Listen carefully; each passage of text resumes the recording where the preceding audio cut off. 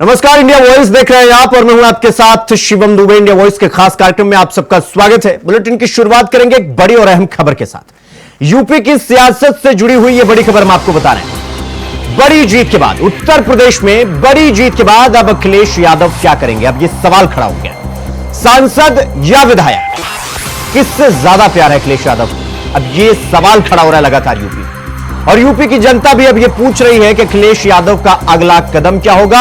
अखिलेश यादव अब आगे क्या करेंगे? अखिलेश अब क्या कन्नौज सीट से इस्तीफा देंगे या मैनपुरी की करहल का साथ छोड़ने जा रहे हैं अखिलेश यादव? क्या करेंगे अखिलेश यादव? सबकी नजर इसी पर बनी है। केंद्रीय राजनीति में सक्रिय भूमिका निभाएंगे अखिलेश यादव क्या?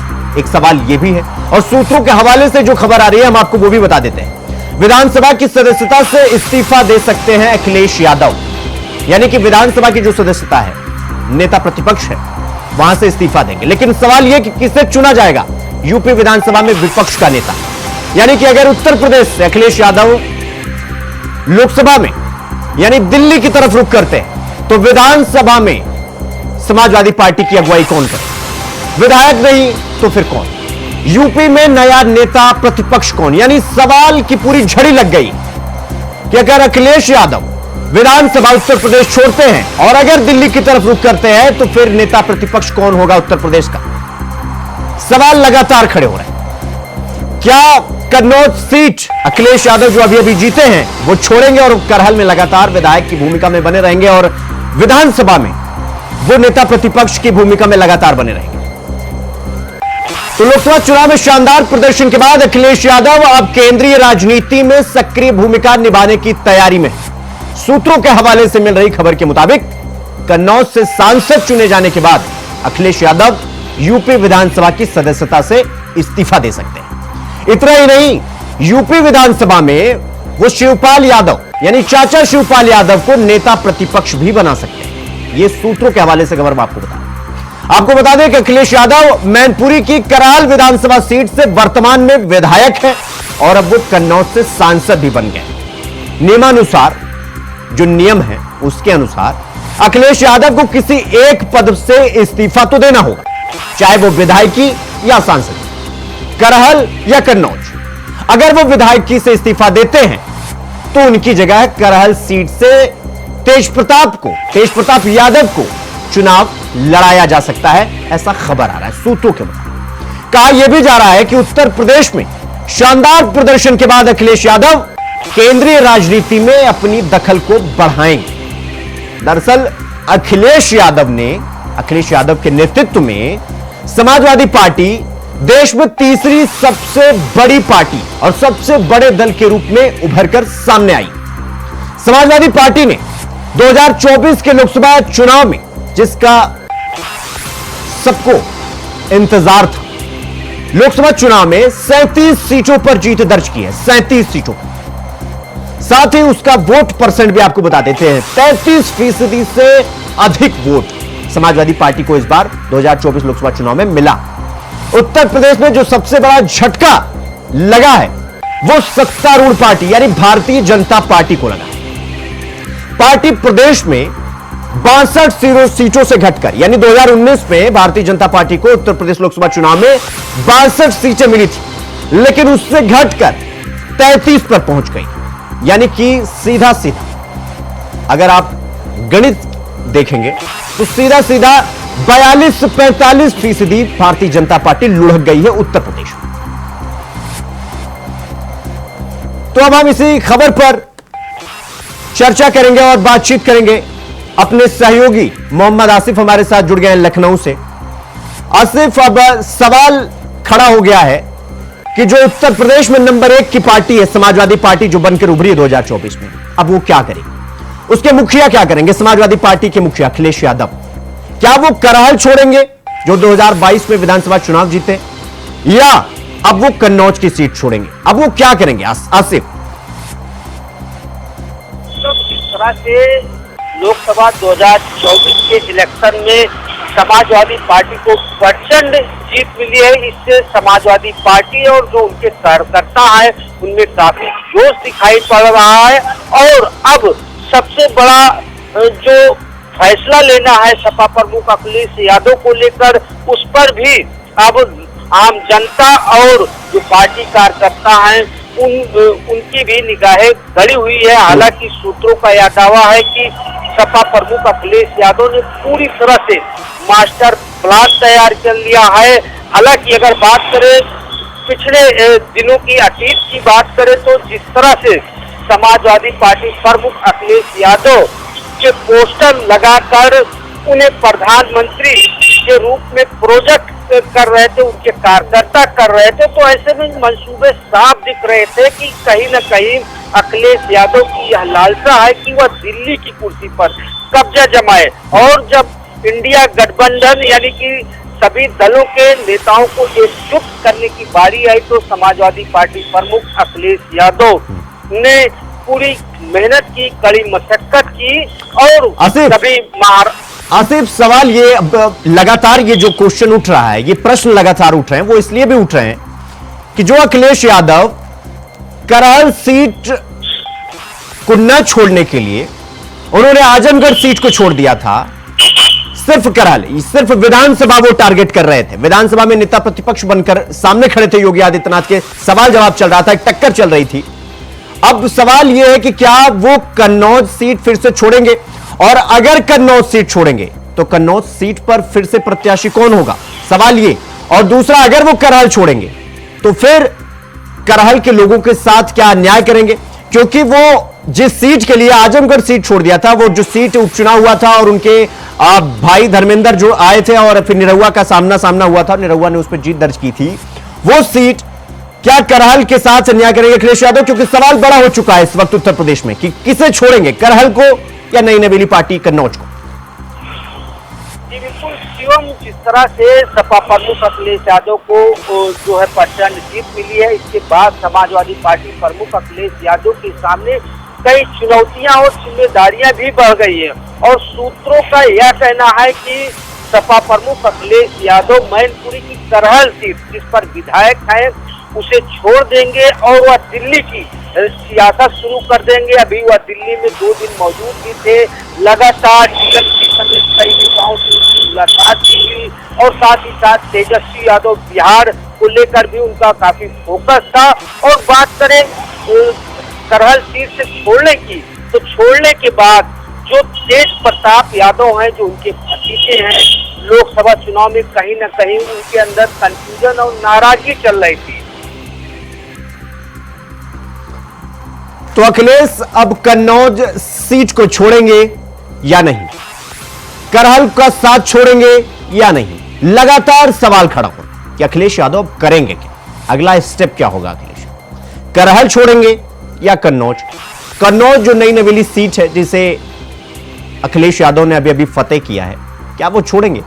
और अगर करहल छोड़ते हैं या कन्नौज छोड़ते हैं, दोनों पे सवाल खड़े हो, क्या विधानसभा में जो नेता प्रतिपक्ष के रूप में समाजवादी पार्टी के मुखिया खड़े हैं वहां से हटेंगे, और वहां से हटेंगे तो वहां पर किसे मौका देंगे या किसे आगे करेंगे, नेता प्रतिपक्ष किसे बनाएंगे विधानसभा में, उत्तर प्रदेश विधानसभा में? अब यही सवाल खड़ा हो रहा है। सवाल यह कि अगर अखिलेश यादव लोकसभा की तरफ आते हैं तो उत्तर प्रदेश में समाजवादी पार्टी का नेतृत्व कौन करेगा, और अगर लोकसभा छोड़ते हैं अखिलेश यादव तो फिर दिल्ली में समाजवादी पार्टी का नेतृत्व कौन करेगा? अब इसी पचोपेश में समाजवादी पार्टी के मुखिया अखिलेश यादव आ गए हैं, इसी ट्रैप में आ चुके हैं। और अब इसीलिए ये पूरा जो प्रश्न उठ रहा है ये बहुत महत्वपूर्ण हो जाता है कि करहल सीट छोड़ेंगे अखिलेश यादव या नहीं।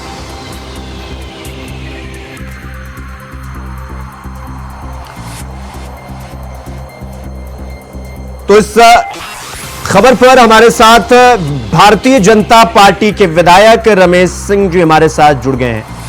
रमेश जी, जिस तरीके से अखिलेश यादव ने कन्नौज सीट पर पहले तेज प्रताप को उतारा था, इसके बाद तमाम समीकरणों को देखते हुए खुद चुनाव मैदान में उतरे, पहले तो चुनाव लड़ने का तय नहीं किया था, फिर चुनाव में उतरे और एक बंपर जीत भी हासिल की। आपके पार्टी के जो सिटिंग एमपी थे सुब्रत पाठक, उनको हराया। और अब यह सवाल उठ रहा है कि करहल छोड़ेंगे या कन्नौज, ये जो अभी सीट जीते हैं, ये करेंगे अखिलेश यादव? अब इसको लेकर आपका क्या कुछ कहना है रमेश जी? जी शिवम जी, पहले तो मैं आप सभी दर्शकों को मैं नमस्कार कहता हूँ और सारे दर्शकों के आपके जी। और ये निर्भर करेगा अखिलेश जी के ऊपर कि वो विधानसभा में अपनी उपस्थिति दर्ज कराएंगे या लोकसभा में वो अपनी उपस्थिति दर्ज कराएंगे। अब जनता ने उनको अपना मैंडेट दिया है, तो अब ये पूर्ण रूप से उन्हीं के ऊपर निर्भर करता है। उनकी ये निर्णय उनकी पार्टी लेगी कि उनको आगे क्या उनकी स्थिति परिस्थिति क्या होगी। नहीं रमेश जी, आप एक चीज तो मानेंगे कि इस बार के चुनाव में, इस बार लोकसभा के चुनाव में भारतीय जनता पार्टी को अखिलेश यादव ने जो पचकनी दी है, शायद वो आगामी राजनीति में आप सबके लिए भूलने तक लायक ना हो। इस तरीके की राजनीति, इस तरीका का जो परिणाम आया है समाजवादी पार्टी की तरफ से, समाजवादी पार्टी के नेता लगातार आप लोग को कह भी रहे हैं कि हमने कहा था इस बार जो हम पचकनी देंगे वो भारतीय जनता पार्टी भूलेगी नहीं। देखिए ये शिवम जी, ये तो राजनीति में चलता रहता है और जो एक भ्रम फैलाया गया था संविधान को लेकर, कहीं ना कहीं ऐसा प्रतीत होता है कि वो भ्रम लोगों को उस जाल में लेने में समाजवादी पार्टी सक्षम रही। और हम जनता के मैंडेट का हम स्वागत करते हैं, जो जनता ने जो जनादेश दिया है उसका हम स्वागत करते हैं। और कहीं ना कहीं ये हमारी पार्टी के लिए जरूर एक चिंता का विषय है। ये इसका जरूर समीक्षा होगी कि कहाँ हम लोग कम पड़ गए, और समीक्षा के बाद में जो भी त्रुटियां पाई जाएंगी उस त्रुटियों पर कार्य करके ये सुनिश्चित किया जाएगा कि आने वाला चुनाव ये भारतीय जनता पार्टी के लिए जो पहले का जो स्थिति थी वो स्थिति में भारतीय जनता पार्टी अच्छे से अच्छा परफॉर्म करे। ठीक है। रमेश जी, मैं आपको रोकना चाहूंगा, हमारे साथ है अखिलेश यादव, समाजवादी पार्टी के विधायक हमारे साथ जुड़ गए हैं। अखिलेश जी, सवाल यह है कि समाजवादी पार्टी के मुखिया करहल सीट छोड़ रहे हैं या नई नवेली सीट जो अभी कन्नौज जीती है वो छोड़ रहे हैं, अब क्या करेंगे अखिलेश यादव? अखिलेश जी, जिस तरीके से उत्तर प्रदेश के अंदर समाजवादी पार्टी के राष्ट्रीय अध्यक्ष जी को जिम्मेदारी मिली है, जनता ने जो जिम्मेदारी दिया है, जो स्नेह आशीर्वाद और जिस तरह का जन समर्थन हासिल हुआ है, लोगों का विश्वास बढ़ा है और उनकी स्वीकारता बढ़ी है, तो ऐसे में बड़ी जिम्मेदारी की बात है। ये फैसला उन्हें लेना है, तो निश्चित तौर पे अच्छा फैसला लेंगे जो जनता के हक में होगा। अखिलेश जी, अभी रमेश जी कह रहे थे कि आप लोग ये जो संविधान को बदलने की जो भ्रामक चीजें फैलाई आपने उत्तर प्रदेश में, यही सारी चीजें जो आपने फर्जी चीजें कह लीजिए, एक तरीके से आपने फर्जी खबरों को फैलाया, आम जनता के दिल में यह बैठाया कि भारतीय जनता पार्टी आई तो संविधान बदल देंगे, और वही आपका तुरुक का एक साबित हुआ उत्तर प्रदेश में। अखिलेश जी, ईमानदारी से भारतीय जनता पार्टी के लोगों को समीक्षा करनी चाहिए। पूरे देश के अंदर सरकार चलाने के लिए उनको जन समर्थन नहीं मिला है, बल्कि विपक्ष में बैठने के जन समर्थन मिला है। अब रह गया कि जो लोग गठबंधन को ठगबंधन कहा करते थे, जो लोग इंडिया गठबंधन को इंडी गठबंधन कहा करते थे, तो इंडिया गठबंधन ने तो दिखाया कि उनका प्रभाव या उनका स्वीकारता जनता के अंदर कितनी है। देश की जनता ने उन्हें जन समर्थन दिया विपक्ष में बैठने के लिए, जुगाड़ से सरकार बना लें। राष्ट्रीय अध्यक्ष जी ने खुल्ला कहा कि इस चुनाव में हम भारतीय जनता पार्टी को सह भी देंगे और मान भी देंगे। कहीं तो कोई गलतफहमी अफवाह हम लोग नहीं फैलाते। झूठ बोलने का काम, धर्म के नाम पर वोट मांगने का काम, नफरत पैदा करने का काम है भारतीय जनता पार्टी। रमेश जी, जवाब दीजिए, धर्म के नाम पर वोट देते हैं आप लोग, झूठ बोलते हैं जनता से, और यही वजह है कि आज आप लोग की ये गति हुई। जवाब दीजिए। देखिए, ये एक क्षणिक खुशी का लाभ इनको जरूर मिला है, वरना जनता ने जो पटकनी इनको 2014 में दी, 2017 में दी, 2019 में दी और 2022 में भी जनता ने इनको अपने मैंडेट के माध्यम से ये बता दिया था कि समाजवादी पार्टी अब समाजवादी पार्टी की ओर चल पड़ी है। लेकिन जो भ्रमक प्रचार किए गए, मैं ये जरूर कहूंगा, जहां तक इन्होंने ये कहा कि जनता ने मैंडेट दिया है कि मोदी जी को विपक्ष में बैठने का, मैं इनसे पूछना चाहता हूं, क्या 36 सीटें 37 सीटें लेके क्या अखिलेश यादव जी प्रधानमंत्री बनेंगे देश के? क्या 99 सीटें लेके क्या राहुल गांधी जी प्रधानमंत्री बनेंगे देश के? ये हास्यास्पद बातें, ये अखिलेश जी बहुत सीनियर लीडर है, इनकी मुंह से शोभा नहीं देती है। जनता का जो मैंडेट है, ये मोदी जी को पुनः तीसरी बार यहाँ प्रधानमंत्री यहाँ बनने जा रहे हैं, और जो खुशी की लहर जनता आम जनमानस के बीच में है। और जरूर जो सीटें हमें यहाँ उत्तर प्रदेश में कम हुई हैं, ये समीक्षा का विषय है। इस पे समीक्षा करके आप देखेंगे कि भारतीय जनता पार्टी इकलौती ऐसी एक पार्टी है जो अपनी गलतियों से सीखती है और वो जो त्रुटियां होती है उसको सुधार करके पुनः एक पूर्ण बहुमत और बहुत मजबूत तरीके से भारतीय जनता पार्टी पुनः अपने आप को स्थापित करती है। अखिलेश जी जवाब दीजिए, वो कह रहे हैं कि भाई 37 सीट लेकर क्या अखिलेश यादव प्रधानमंत्री बनेंगे या 99 सीट लेकर कांग्रेस के नेता जो राहुल गांधी हैं वो प्रधानमंत्री बनेंगे? प्रधानमंत्री तो कोई नहीं बन पाया ना, प्रधानमंत्री तो बने नरेंद्र मोदी ही। अखिलेश यादव जी को जनता ने जो जिम्मेदारी दी है उसका निर्वहन करेंगे। हाँ। मैं बातें इसलिए कह रहा हूँ कि जो लोग गठबंधन की खिल्ली उड़ाया करते थे, ठगबंधन कहा करते थे, हाँ। आज गठबंधन बनाने के लिए मजबूर है कि नहीं है? ये देश की जनता महान है, जिसको आशीर्वाद दिया जिस चीज के लिए वो काम करेगा, और इन लोगों को जनता सुन रही है। इस तरीके से अनाप शनाप बयानबाजी ये लोग करते रहते हैं। और उत्तर प्रदेश के अंदर समाजवादी पार्टी हमेशा मजबूत रही है, ये ठीक है। 14 से पहले भारतीय जनता पार्टी कहाँ थी? इसी देश की पार्लियामेंट में कभी इनकी 2 सीटें हुआ करती थी। जनता इस देश की महान है, जब जिसको आशीर्वाद देती है वो टीका भी लगता है, सरकार में भी रहता है, और जिसको नहीं देती है वो विपक्ष में भी बैठता है। उत्तर प्रदेश की जनता ने हमेशा समाजवादी पार्टी को जिम्मेदारी जो दी है, जिम्मेदारी का निर्वहन हम लोग करते हैं। नहीं अखिलेश जी, एक सवाल जो अभी रमेश जी लगातार कह भी रहे हैं वो तो वाजिब है ना कि 2014 का चुनाव उत्तर प्रदेश में समाजवादी पार्टी का सफाया होता है, इसके बाद 2019, 2022, 2017 विधानसभा हो, लोकसभा हो, बैक टू बैक आप लोगों ने उत्तर प्रदेश में आपको भारतीय जनता पार्टी ने शिकस्त दी है, ये तो मानेंगे ना आप? हम लोगों ने 2017 के चुनाव में भी उत्तर प्रदेश में हम लोगों को जो जनता ने जिम्मेदारी का निर्वहन किया, 2022 के चुनाव में भी हमें जो जिम्मेदारी मिली उसका निर्वहन कर रहे हैं। 2027 के लिए भी तैयारी करेंगे। कोई आवश्यक नहीं है कि भारतीय जनता पार्टी परमानेंट सरकार में रहेगी, ये इतना उन्हें उछलना चाहिए। 400 के पार जा रहे थे, 400 के नीचे चले आए, तो इस तरह से उछलना नहीं चाहिए। ठीक है, मैं जवाब ले लेता हूँ। रमेश जी जवाब दीजिए, आप लोग को इतना भी नहीं उछलना चाहिए। 2014 के पहले आप लोग भी कभी 2 सीटों की पार्टी हुआ करते थे, ये कह रहे हैं अखिलेश यादव। मुझे बहुत हंसी आ रही है शिवम जी कि जो single largest party Bharatiya Janata party आज उभर के आई है, जिसको 240 सीटें मिले, अगर आप इनके पूरे इंडी गठबंधन की सीटें आप जोड़ लेंगे तो 232 के ऊपर नहीं है।